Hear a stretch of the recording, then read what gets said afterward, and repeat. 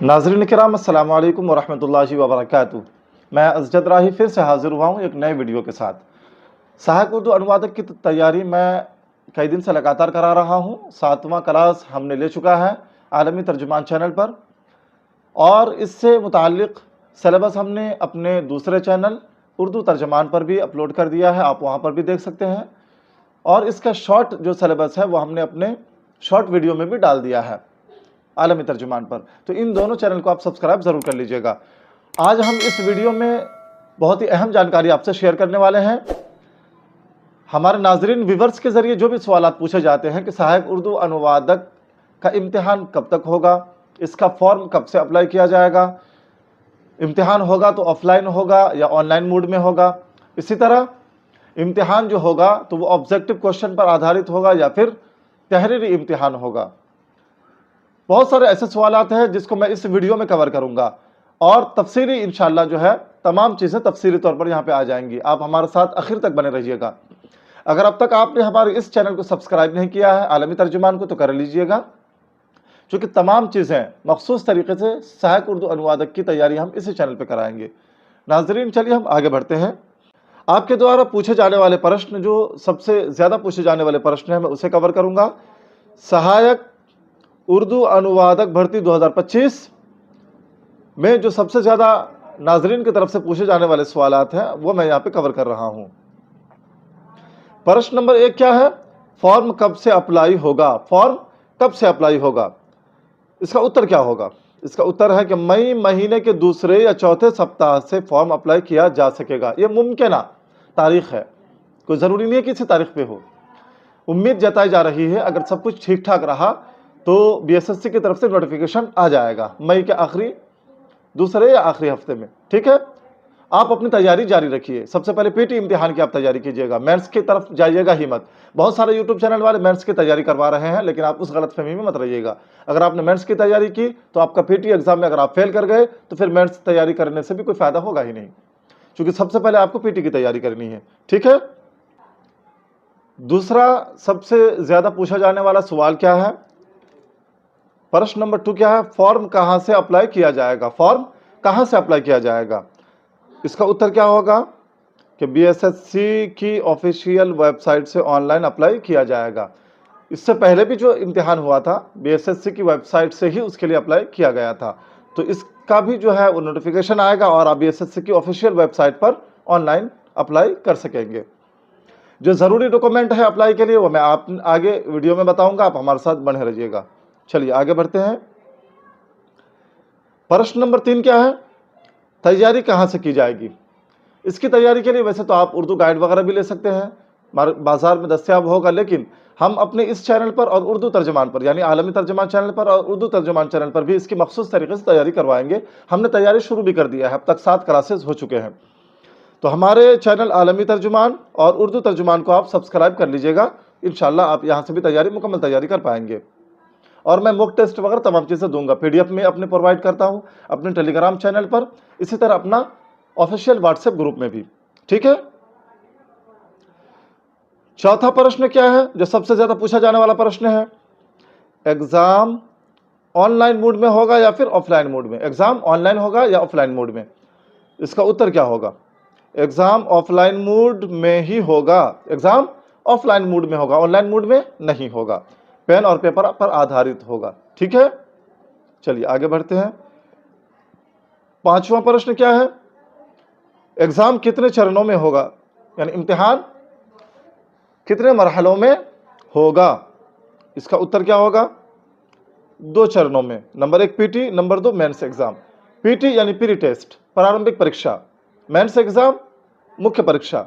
ठीक है, जो अहम इम्तिहान होनी है, 2 चरणों में होना है। पीटी सबसे पहले पीटी होगा यानी प्री टेस्ट, उसके बाद मेंस एग्जाम। अगर आप पीटी पास कर जाते हैं तब आप मेंस में बैठ पाएंगे, अगर पीटी ही में आप फेल कर गए तो फिर आप छट जाएंगे, इसलिए आप सबसे पहले पीटी की तैयारी कीजिएगा। छठा प्रश्न क्या है? पीटी एग्जाम का पैटर्न क्या होगा? पीटी एग्जाम का पैटर्न क्या होगा? इसका उत्तर क्या होगा?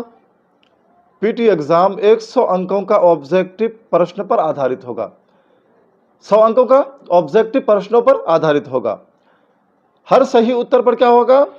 1 अंक मिलेगा, है हर सही उत्तर पर 1 अंक मिलेगा, और 4 गलत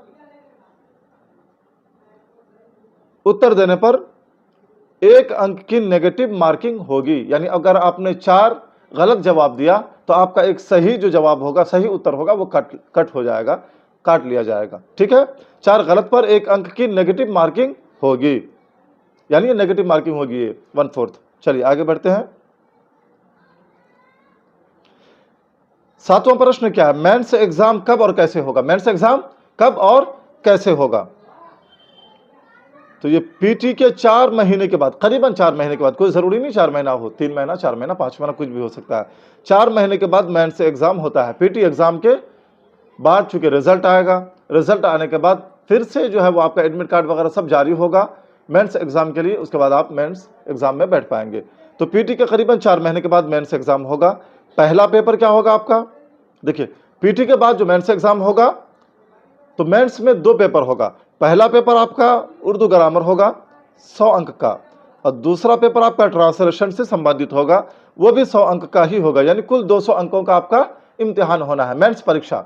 100 नंबर उर्दू ग्रामर वगैरह से रिलेटेड होगा, जिसमें तज़कीर व तानीस, वाहिद जमा, अजदाद, इसी तरह मुख्तसर नवेसी, मजमून नवेसी वगैरह, खुतूत नवेसी वगैरह, वो तमाम चीज़ें उसमें होंगी। ठीक है, वही 100 नंबर का जो होगा। और 100 नंबर का आपसे ट्रांसलेशन होगा, उर्दू से हिंदी और हिंदी से उर्दू में 40-40, इसी तरह उर्दू से अंग्रेजी और अंग्रेजी से उर्दू में आपका जो है वो 5-5 या 10-10 नंबर का होगा। सिलेबस मुकम्मल तौर पर मैं अगले वीडियो में लेकर के आपके सामने हाजिर होऊंगा इंशाअल्लाह। चलिए आगे देखते हैं। 8वां प्रश्न क्या है जो आप लोगों ने सबसे ज्यादा पूछा है, सिलेक्शन के बाद क्या प्रक्रिया होगी? मान लेते हैं कि एक आदमी ने पीटी भी निकाल लिया और मेंस एग्जाम भी निकाल लिया, उसके बाद जो है वो सिलेक्शन की प्रक्रिया किस प्रकार की होगी, किस तरह की होगी?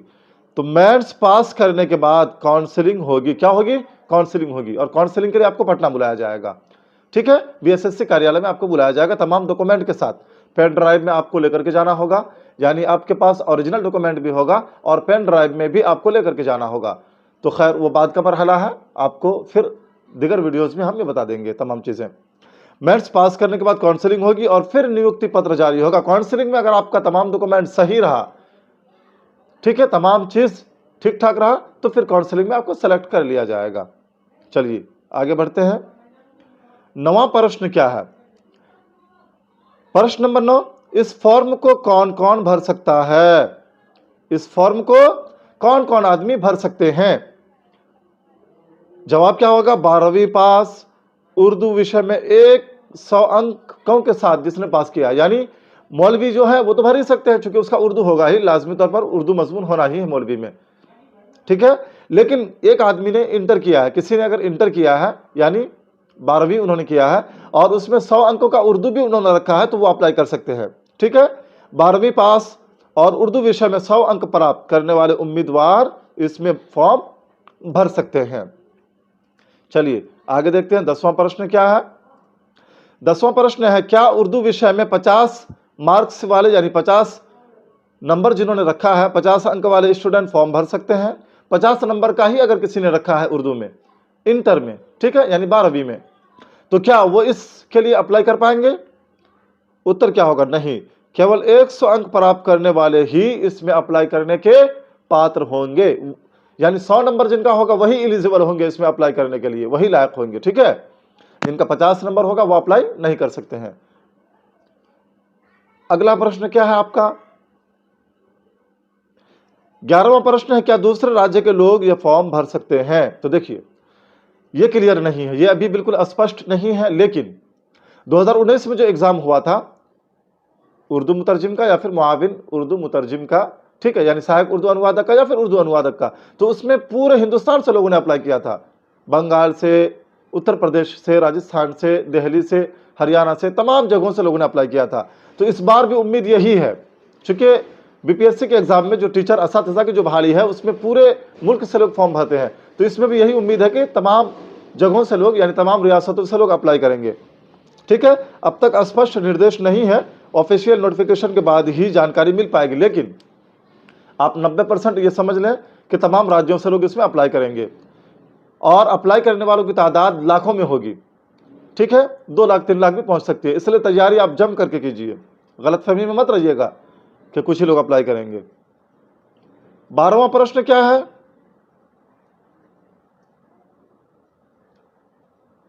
12वां प्रश्न है, फॉर्म भरने के लिए कौन कौन से डॉक्यूमेंट लगेंगे? फॉर्म भरने के लिए कौन कौन से डॉक्यूमेंट लगेंगे? ठीक है, इसका जवाब क्या होगा? 10वीं, इसी तरह 12वीं का मार्कशीट 100 अंकों के उर्दू के साथ। ठीक है, उर्दू योग्यता प्रमाण पत्र वो तो हो ही जाएगा, आधार कार्ड, पासपोर्ट साइज फोटो, आपका हस्ताक्षर, निवास प्रमाण पत्र, ठीक है, रेसिडेंशियल सर्टिफिकेट, जाति प्रमाण पत्र, ठीक है, कास्ट सर्टिफिकेट जो है, एनसीएल। देखिए एनसीएल बहुत सारे लोग नहीं समझ पा रहे होंगे, आपका निवासी और जाति बनने के बाद एनसीएल के लिए अप्लाई होगा, यानी नन क्रीमिलियर सर्टिफिकेट, एनसीएल। ठीक है, नन क्रीमिलियर ये सर्टिफिकेट है। ठीक है, नन एनसीएल प्रमाण पत्र ओबीसी के लिए, जो रिजर्वेशन कैटेगरी में आता है, जो रिजर्व कैटेगरी में है, ठीक है, उनके लिए एनसीएल प्रमाण पत्र लगेगा। जो जनरल कैटेगरी में है उन्हें जरूरत नहीं है। और अन्य प्रमाण पत्र यदि लागू हो, मांग लेते हैं कि कोई विकलांग है तो वो एक विकलांगता का प्रमाण पत्र देगा। इसी तरह महिलाएं अगर कोई दूसरे इससे आती है तो उनको देना है, उनसे मुताल्लिक। तो 10वीं 12वीं मार्कशीट, उर्दू योग्यता प्रमाण पत्र, आधार कार्ड, पासपोर्ट साइज फोटो, हस्ताक्षर, निवास प्रमाण पत्र, जाति प्रमाण पत्र, एनसीएल और अन्य प्रमाण पत्र वगैरह आपको अप्लाई करते समय लगेगा। इन तमाम डॉक्यूमेंट को आप तैयार रखिएगा। ये महत्वपूर्ण सलाह हम आपको दे रहे हैं, अगर आप इस वैकेंसी के योग्य हैं, ठीक है, आपके पास 12वीं का डिग्री है, उसमें 100 नंबर का आपने उर्दू रखा हुआ है, या फिर आपने मदरसा बोर्ड से फ़ौक़ान या मौलवी कर लिया है, तो आप इसमें अप्लाई करने के लिए एलिजिबल हैं। ठीक है, आप इसमें अप्लाई कर सकते हैं। तो अभी से आप तैयारी शुरू कर दें और इस अवसर का जो है वह आप मुकम्मल फ़ायदा उठाएं। तैयारी आप शुरू कर दें, हमारे चैनल से आप जुड़ जाएं। आलमी तर्जुमान पर आपको मुकम्मल तैयारी कराई जाएगी। इंशाअल्लाह हम अपने नेक्स्ट वीडियोज़ में मुकम्मल सिलेबस के साथ आपके सामने हाजिर होंगे। आप हमारे क्लासेस को ज्वाइन कर लीजिएगा। PDF आपको हमारे टेलीग्राम चैनल और व्हाट्सएप ग्रुप में मिल जाएगा। अपना भी ख्याल रखिए, मिलते हैं अगले वीडियो में। अल्लाह हाफिज़।